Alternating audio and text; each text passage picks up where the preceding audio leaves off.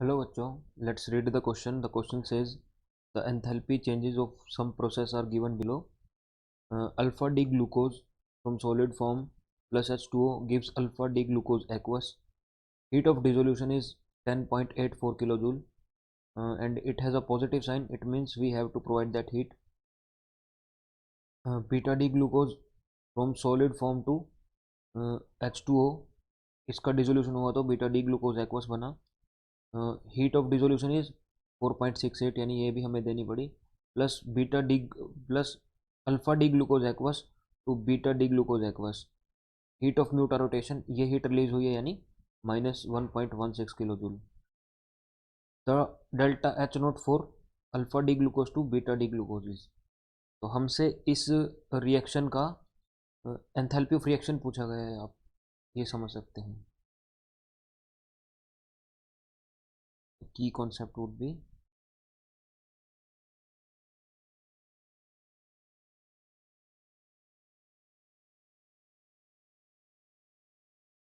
enthalpy of reaction.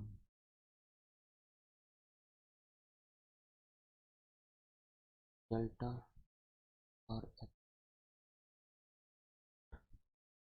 तो आइए enthalpy of reaction देखते हैं क्या होता है. It is the heat change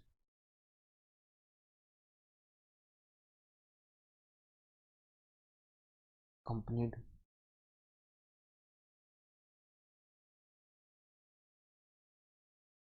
when reactant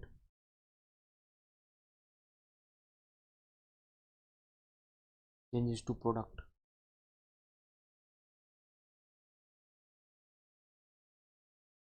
यानी enthalpy of reaction is simply summation of enthalpy of product minus summation of enthalpy of reactant.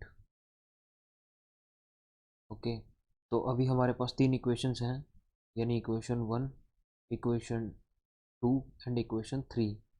तो हमें इन इक्वेशंस को इस वे में अरेंज करना है कि हमें ये फाइनल इक्वेशन ये मिल जाए.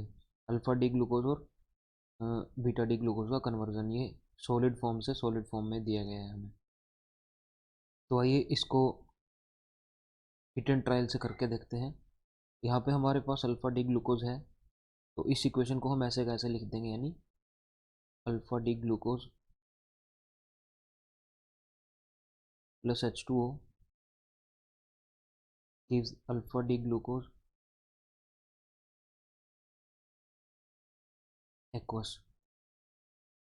लेकिन सेकंड इक्वेशन को हमें इन्वर्स करना होगा, क्योंकि देखिए हमें यहाँ पे बीटा डी ग्लूकोज सॉलिड चाहिए है, तो बीटा डी ग्लूकोज सॉलिड हमारे पास यहाँ पे है, तो हम इस इक्वेशन को रिवर्स कर देंगे ताकि हमें प्रोडक्ट में बीटा डी ग्लूकोज सॉलिड मिल रहा हो. तो इक्वेशन सेकंड को हम रिवर्स कर देंगे, और जैसे हम इसको रिवर्स करेंगे तो हमारी एंथैल्पी ऑफ डिसोल्यूशन भी यानी कितनी हो जाएगी, डेल्टा डिसोल्यूशन इस रिएक्शन की, रिवर्स रिएक्शन की हो जाएगी हमारी -4.68 kilo joule.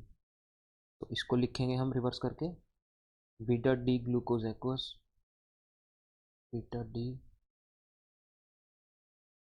Glucose aqueous gives beta D glucose solid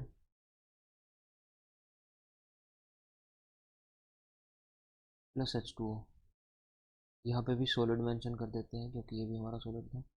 और थर्ड रिएक्शन हमें ऐसे लिखना है. थर्ड रिएक्शन हम सेम इसी तरह से कॉपी कर देंगे, क्योंकि इसको हमें सिर्फ ऐड करना है. Alpha D glucose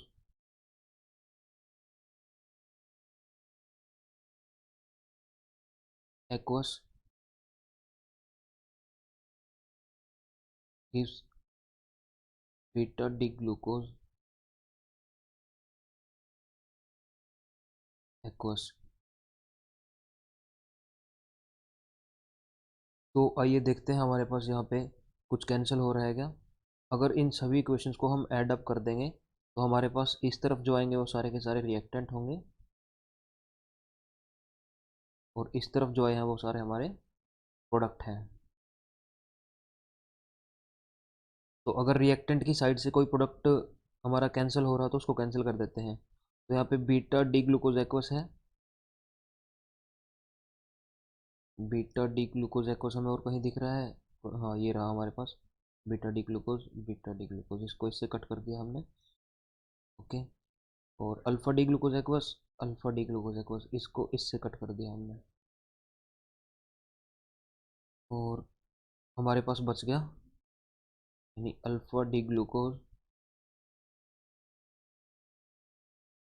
solid H2O से H2O कैंसिल कर देंगे हम, gives बीटा डी ग्लूकोज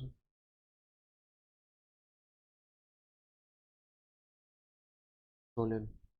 तो एंथैल्पी कैसे निकाली हमने इसकी? ये हमारे पास, इसको हम इक्वेशन 1 को डेल्टा 1H से रिप्रेजेंट कर देते हैं, इसको डेल्टा 2H से रिप्रेजेंट कर देते हैं, इसको डेल्टा 3H से रिप्रेजेंट कर देते हैं। तो हमारा जो डिसोल्यूशन था ये रिवर्स हो गया था। तो अभी इनकी वैल्यूज़ लिखते हैं जो रिवर्स करने के बाद हमें मिलेगी, यानी 2.84, this all values are in kilo joule. ये वैल्यू हमारे पास आएगी रिवर्स होके -4.68, ये वैल्यू आएगी हमारे पास। इसको हमने सीधा ही लिखा है तो एज इट इज़ आ जाएगी 1.16। ओके, तो आइए इनका समेशन करते हैं और देखते हैं हमारे पास क्या वैल्यू मिलेगी हमें। Delta 1H plus delta 2H plus delta 3H would be equal to, ये हमारा था यानी 10.84 प्लस यानी plus -4.68 and minus plus minus की वैल्यू है ये हमारे पास 1.16। तो इनको जैसे ही हम ऐड करेंगे 4.88 किलो जूल, तो हमें इतनी ये एनर्जी देनी पड़ेगी, यानी ये हमारी ट्रांसफॉर्मेशन की एंथैल्पी आ गई है H not equal to 4.88 kilo joule. तो 4.88 किलो जूल हमें इस रिएक्शन को फिजिबल करवाने के लिए देनी पड़ेगी। Hope you understand it well, best of luck.